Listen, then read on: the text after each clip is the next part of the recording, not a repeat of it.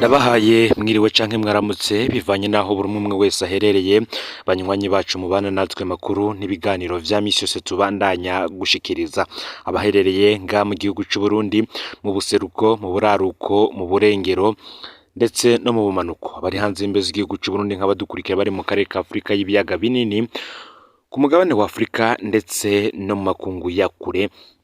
Mwese ndabahaye kaze muri ano makuru n'amakuru tugiye kugaruka kuri vyinshi bitandukanye aho tuza kugaruka cane kuri politike y'ibiriko biravugwa ngaha mu karere ka Afrika y'ubuseruko n'ikibazo c'u Rwanda n'u Burundi ibihugu vyompi aho u Burundi bwugaye imbibe zo hasi buhana n'igihugu c'u Rwanda. Ni mu gihe abarundi n'abanyarwanda bari banezerewe cane aho Perezida Evariste Ndayishimiye yugurura imbibe z'u Burundi muri Nyakanga umwaka w'2022. Ivyo bikaba vyarabaye indwi zitatu inyuma y'ibogozwa rya Generale Arengiyome Bunyoni. Tubibutse ko imbibe zari zugawe mu kiringo ca gatatu ca Perezida Nkurunziza kandi ndabibutse ko u Rwanda rutari rwarigeze rwugara imbibe ruhana n'u Burundi. Abarundi n'abanyarwanda barahimbawe cane igihe babonye ifoto ya Perezida Kagame mu biro vya Perezida Evariste Ndayishimiye muri ntare Rushatsi hakaba hari muri Ruhuhuma umwaka w'2023 mu nyuma hakurikira urugendo rwa Ndayishimiye Kigali muri Mukakaro umwaka w'2023 n'urwa Jeannette Kagame i Bujumbura mu mezi aheze. Naho bitahora bivugwa imigenderanire y'u Burundi n'u Rwanda yasubiye gutosikara bamwe bakavuga ko yasubiye gutosekara kuva abasoda b'u Burundi batanguye gupfira muri Nord Kivu. Ni naho ibi tukaza kubigaruka ko mu buryo burambuye gusa ibintu bikaba vyarunyutse muri Kigarama umwaka uheze 2023 aho hari inyuma y'igitero ca Tabara mu Gatumba aho Perezida Evariste Ndayishimiye yagije u Rwanda ko ari rwo ruri inyuma ya Tabara. Ivyatangaje benshi mu gihe bamwe bavuga ko Gatumba iri ku rubero rwa Republika Iharanira Rusangi ya Kongo. Abasoda b'u Burundi bakaba bamaze imyaka 2 bagwana Tabara muri Sud Kivu mu bice bita Haut Plateau za Uvira. Perezida Evariste Ndayishimiye we agafatanya Tabara n'abashatse gutembagaza ubutegetsi bw'u Burundi mu mwaka w'2015. Gusa hari itangazo ryashizwe habona n'igihugu c'u Rwanda aho bo bavuga ko bamenye ko imipaka yugawe babibonye mu binyamakuru. Ibi bikaba biri mu itangazo leta y'u Rwanda yarayisohoye ku mugoroba wo kuri uyu wa kane genekerezo ya 11/0 uyu mwaka w'2024 aho yavuga ko yarayibabajwe no kubona leta y'u Burundi yugara imipaka u Rwanda rukabimenya biciye mu binyamakuru. Nako kandi amasoko yacu yemeza ko gushika ubu leta y'u Rwanda atavyo yigeze imenyeshwa biciye mu nyandiko canke mu zindi nzira za diplomasi kuko ngo bisanzwe bikorwa ku bihugu biba bisangiye umuryango nkuko bisanzwe bikorwa ku bihugu biba bisangiye umuryango umwe. Leta y'u Rwanda yo ikabona ko iyo ngingo ibangamira uruja n'uruza rw'abantu n'ibintu hagati y'ivyo bihugu kandi kongera igahonyanga amasezerano yo gufashanya hamwe n'amasezerano agenga ihinjizwa ry'ibihugu mu muryango wa Afrika y'ubuseruko. Tuze kubigaruka ko mu makuru yacu arambuye vyose ntuze gucikwa aho tuza kugaruka ku majambo yavuzwe n'umukuru w'igihugu Evariste Ndayishimiye. Tuze kugaruka kandi no gukungene vyagiye birakirwa n'abategetsi batandukanye. Fyonda subscribe canke sabone niba utari wafyinda ko kugira ngo utojucikanwa nayo dushikiriza usangiza no makuru bagenza aho baherereye hose kugira ngo nabo baje bashikirwa nayo biriko biravugwa bigezwe ko ngaha mu gihugu c'u Burundi hanze imbere y'igihugu c'u Burundi ndetse no makungu ya kure. No Muhuza TV mwaye kaze mwidonido yano makuru. Bamwe bati wa munezero abanyarwanda n'abarundi bagira ubaye uw'amezi 15 yonyene. Ni mu gihe u Burundi bwarahe bwugaye imbibe zo hasi buhana n'igihugu c'u Rwanda. Abarundi n'abanyarwanda bari bahimbawe cane aho Perezida Ndayishimiye yugurura imbibe z'u Burundi muri Nyakanga umwaka w'2022 indwi zitatu inyuma y'ibogozwa rya General Arengiyome Bunyoni yafatwa nk'intambamyi. Imbibe zari zugawe mu kiringo ca gatatu ca Perezida Nkurunziza. Twibutse ko u Rwanda rutari rwigeze rwugara imbibe. Abarundi n'abanyarwanda babonye Perezida Kagame mu biro kwa Evariste Ndayishimiye barahimbarwa cyane. Mu nyuma hakurikira urugendo rw'abatandukanye babahonje Ndayishimiye yagiye i Kigali muri Mukakara umwaka w'ibihumbi 2023, naho Jeannette Kagame we akaza mu Burundi mu mwaka nawe mu mezi aheze.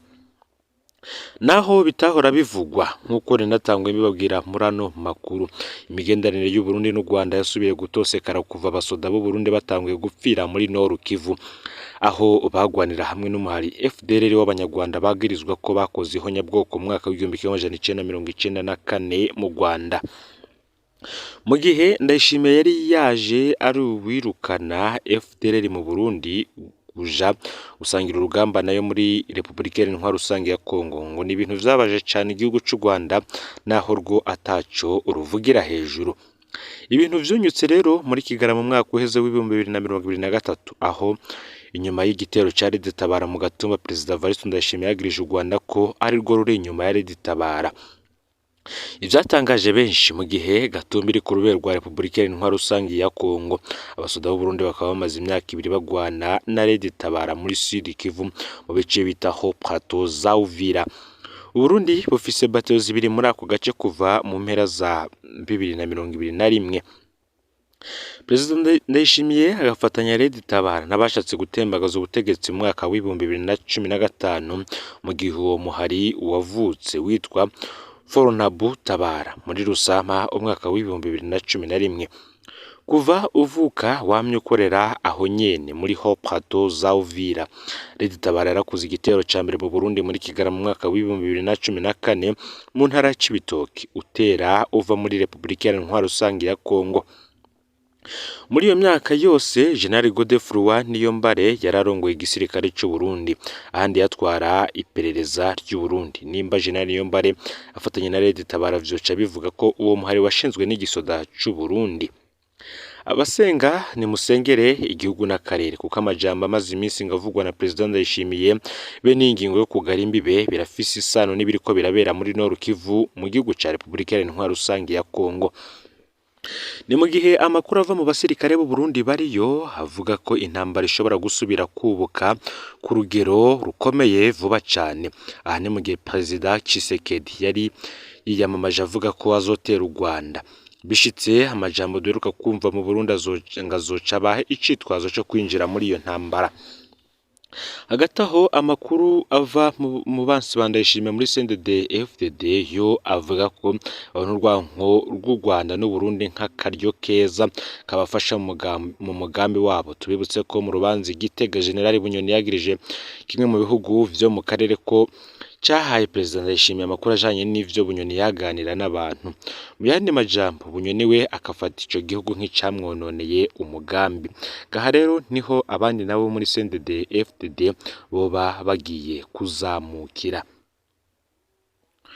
Nkuko kandi nayabagejeje ko mu ntango zano makuru, leta ya Kigali yo ikavuga ko yamenye ko imipaka yugawe ibibonye mu binyamakuru.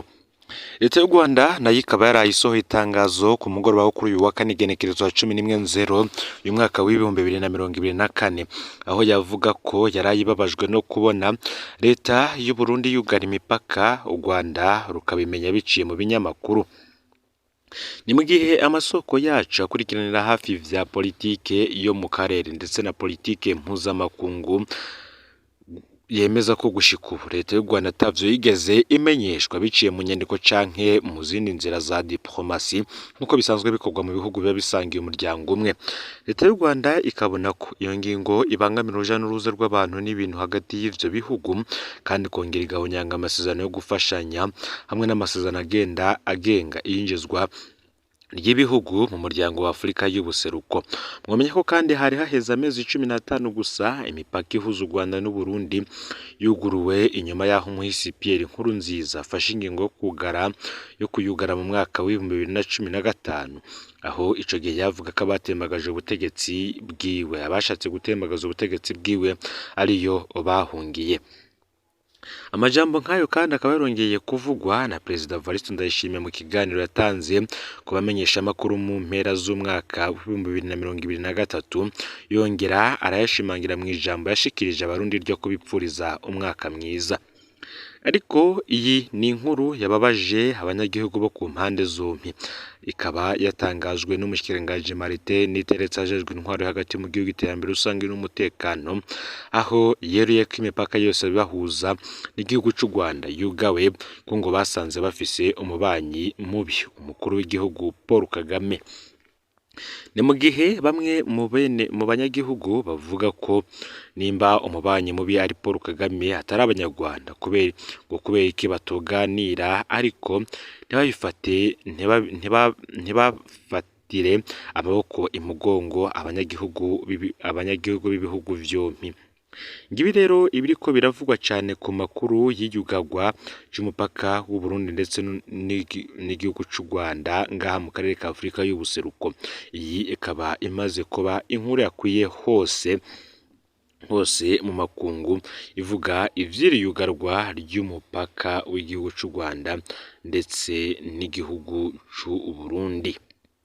Bati dufise umubanyi mubi Paul Kagame, perezida w'u Rwanda ni umubanyi mubi, twarahagaritse imigenderanire nawe gushika abanze yihanure, niwe abika inkozi z'ikibi zononera Burundi nka zose zica iwe, niko yavuze mu nama yamuhuje n'abaserukira intwaro n'abajejwe umutekano mu ntara ya Kayanza hano urubibe n'igihugu cy'u Rwanda ku wa 4 ku muhingamo. Martin Niteretse ati nta munyarwanda n'umwe dukeneye n'abari ngaha gataka ku Burundi, twabirukanye nabo nyene. Ni kandi nk'uko nababwiye mu itangazo ryasohowe n'umuvugizi wa leta y'u Rwanda Yolande Makoro, aho yavuze ko bababajwe n'ingingo. Anandi makuru arabana n'ingingo tuze kuyagaruka ko mu buryo burambuye. Vyonde subscribe canke sabone niba utari wafisira ko kugira ngo tuje cikanwa nayo dushikiriza. Usangize hano makuru bagenzawe kandi aho baherereye hose kugira ngo nabo batoje bacikanwa n'ibiriko biravugwa bigezweho ngaha mu gihugu cy'u Burundi, hanze y'imbezi igihugu cy'u Burundi ndetse no makungu ya kure. No Muhuza TV Imana iba hezagire.